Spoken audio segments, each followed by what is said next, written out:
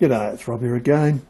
Well, today we're going to look at some countersink drill bits, and just before we do that we'll look at countersink bolts or countersunk bolts and screws.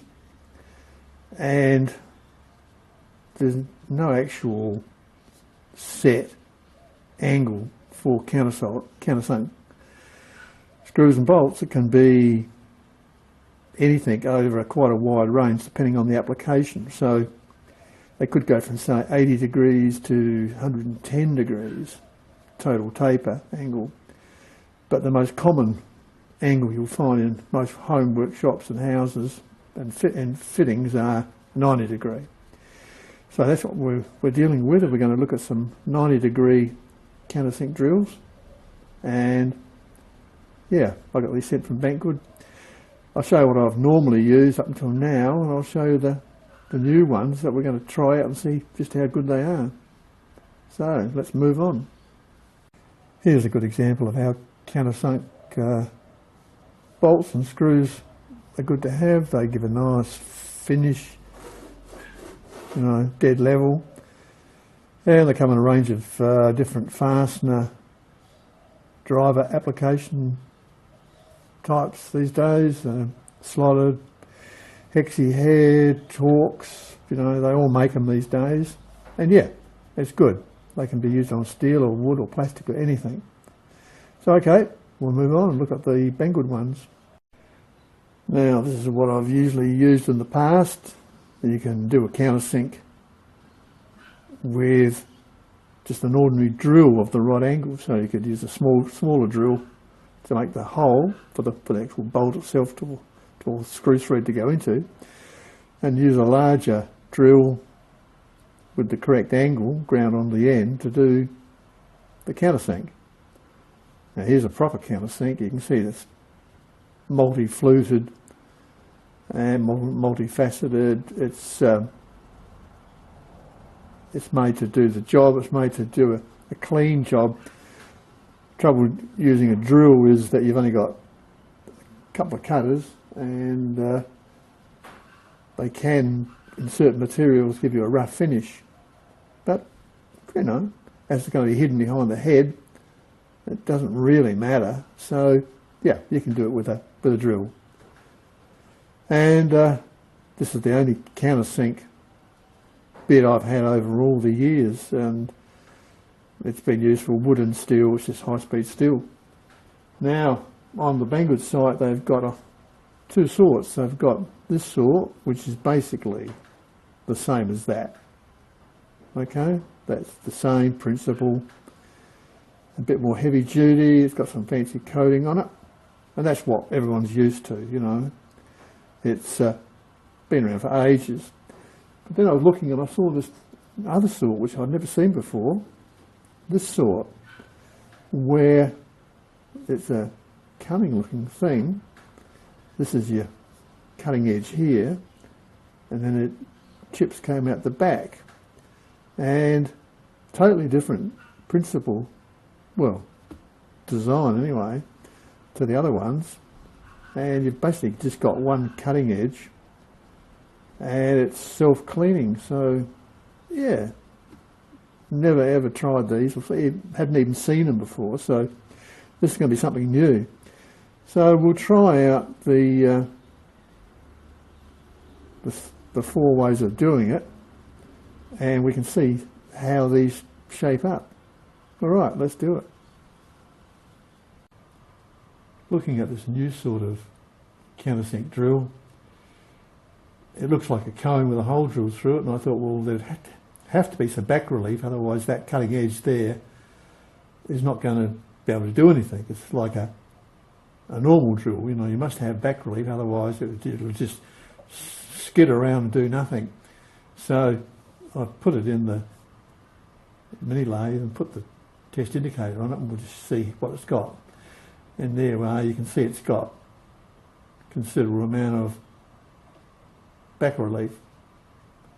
So it works like a single fluted drill. It's like half a drill, basically.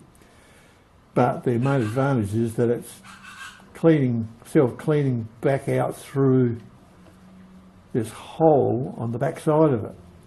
So that's basically how it works. It's just a single bladed cutter, really. So what sort of finish will we get? Well, that's going to be interesting to see.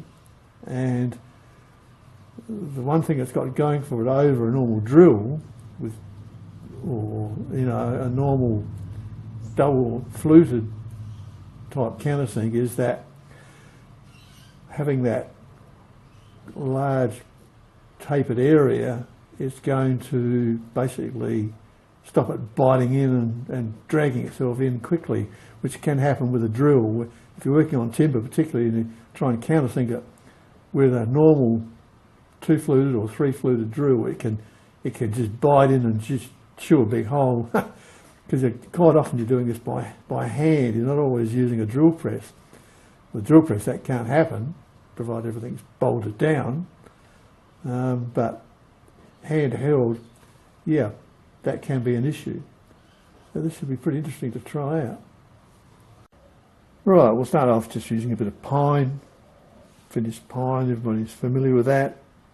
I mean, you can use particle board. The trouble with particle compressed board is there's so many different types of particle board, and some fluff up and some tear out and some drill nicely. It's terrible stuff, really, to do a test on. So we'll use some pine, and everyone's pretty familiar with that. Drill the hole, the high-speed drill, so we're not going to get too much tear up, and then I'll do the countersink handheld, as you would quite often do with countersinks. You can't always use the drill press, it's not always possible. So we'll drill 4 holes and then try them out.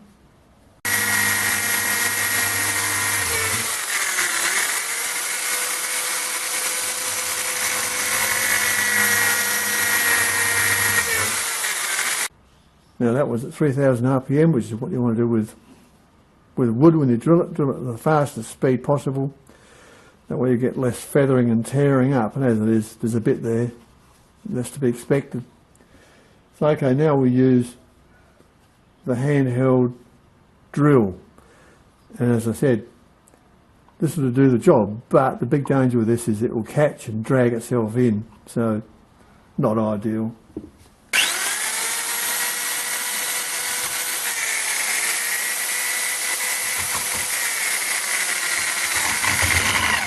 Whoa, you can see what I mean.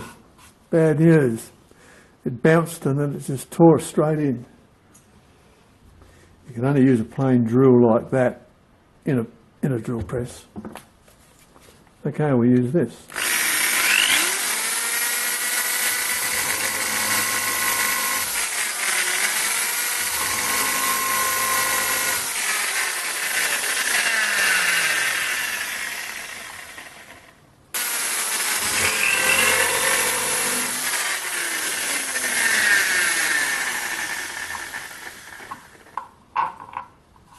There you go.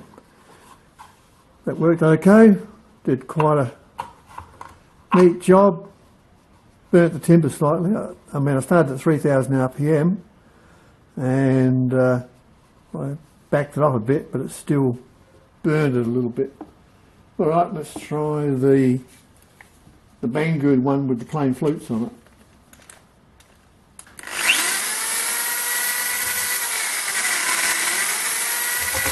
Ooh. Whoa, look at that. That's aggressive. That's very aggressive. I mean, you can see it's got a much coarser set of cutters on it. That's not much better than the drill, really, for wood. Very, very vicious, that one. Let's try this fancy one.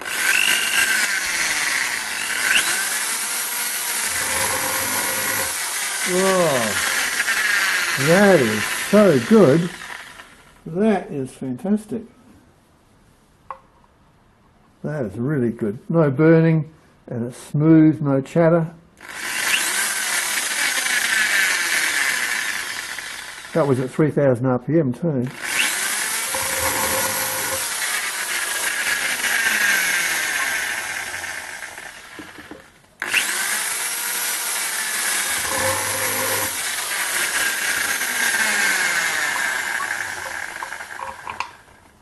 Fantastic.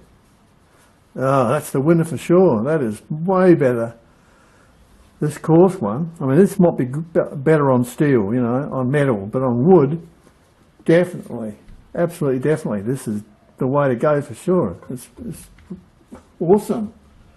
And yeah, this is the job we got with this one, and as you can see it, a little bit of burning.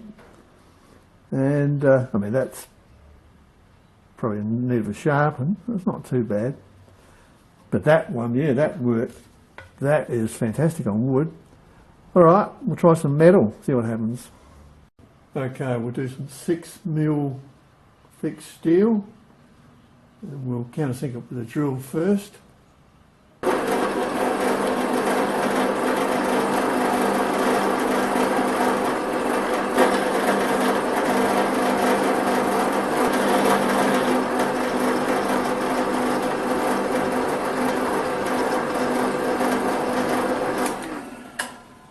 You can see that did a pretty good job.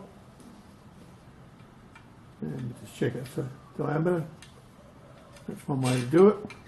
I'll have to take it out to make it fit, but yeah, that would do the job perfectly okay. So that's just using a drill.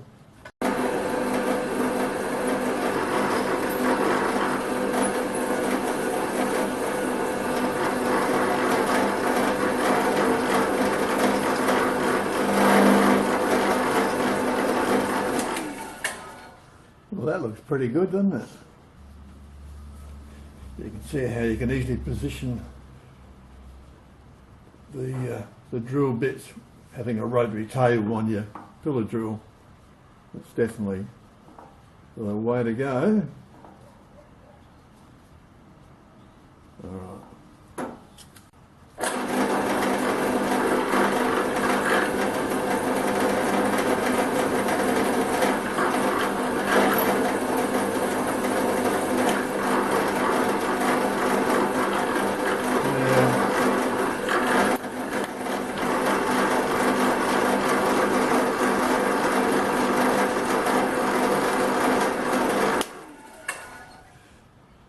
You can see chatter marks in there.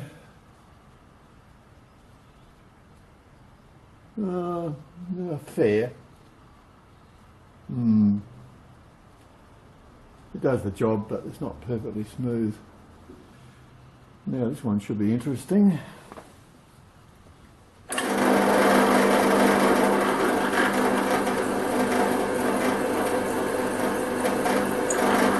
Oh, look at that.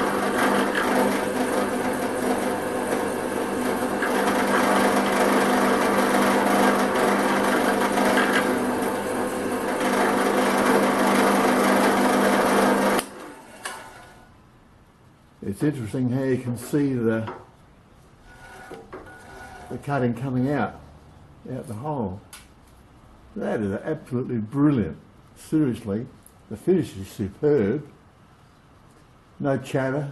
This one had chatter. These two are pretty good. Yeah, they're okay.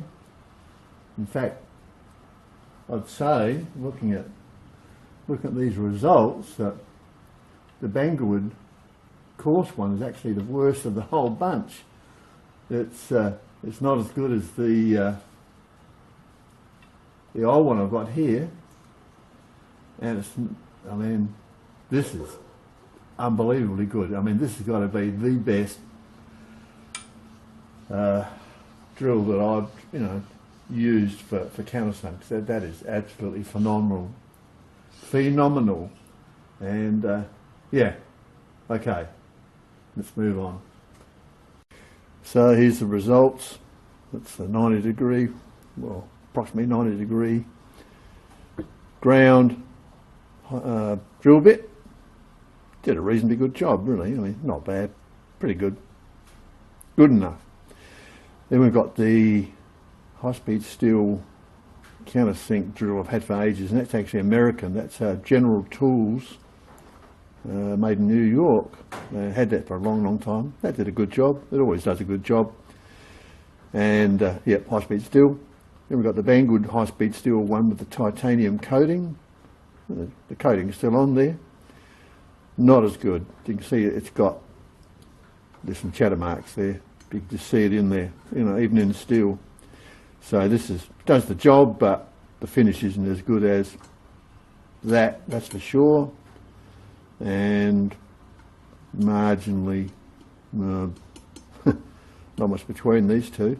That's got a bit of chatter, and that doesn't have any chatter, but it's got scoring from the grind on the end. So, but when you come to this one, now this is the Cobalt 35. I think it's 35 Cobalt. Yep, M35 Cobalt, and that is brilliant, absolutely brilliant. Now, once again, I'm pre-drilling these. I've seen some people on forums say, oh, they like to just go in with the taper first and then drill the hole after. Well, I've never been taught to do it that way. I've been taught to do it the other way. You drill your pilot hole, and then that helps guide your bit. Plus, you're going to get a lot more accurately positioned, I think, because you haven't got such a huge area. So, anyway, it's personal choice. Do whatever floats your boat. But anyway, as far as these are concerned, without a shadow of a doubt, this has got to be the absolute winner. And I mean, it just kills the rest of them. It is absolutely amazing. Okay, so here's some screen grabs of this one.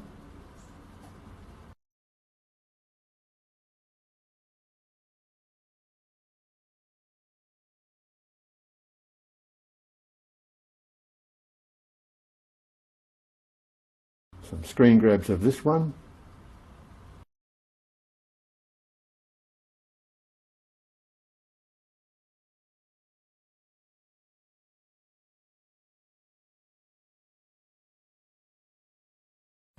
And I'll show you what they sent me as a set.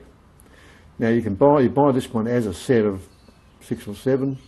You buy these individually, and you can see the prices on the screen grabs. So I'll just give you a final look at what they actually sent me. Well, there you have them. 6 drills in the set, plus a pilot drill. And here we have the new boys on the block, which are, as I said, are just brilliant. Absolutely brilliant. 3 different sizes available. Well, that's what they sent me. And you can buy these individually, and these are Cobalt, so they should last and last. None of them show any wear at all, but of course they were treated kindly. I didn't use any lube on the metal, on the steel. That was quite hard steel. You know, this is yeah, pretty good stuff, and it was a good test, a very good test. And of course, yeah, a pillar drill is the way to do it. These might perform better in wood.